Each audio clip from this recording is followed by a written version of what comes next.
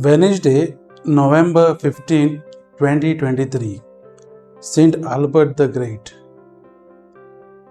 Focus. Set your desire on my words. Long for them, and you will be instructed. The power of desire is immense.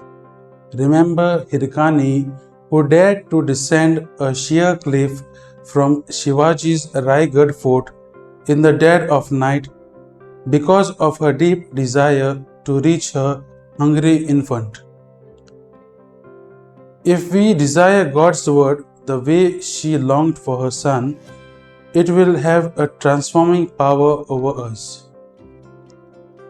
The Book of Wisdom invites us to desire the best we could ever have, the Word of God.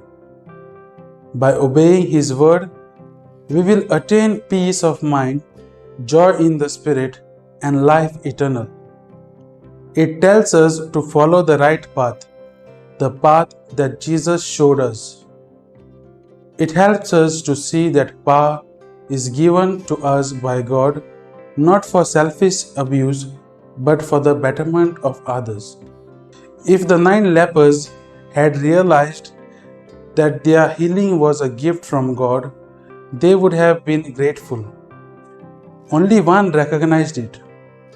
The numerous gifts we constantly receive, the breath of life, our parents, care and protection, food and shelter, and above all, the ability to love, think, and act, should make us ever grateful. Gratitude doubles gift. It brings blessings upon blessings as we yearn for God and desire only to fulfill His wishes. Fruit. Today, I will act on my deep desire for Christ by reaching out in a special way to some needy person whom I have identified.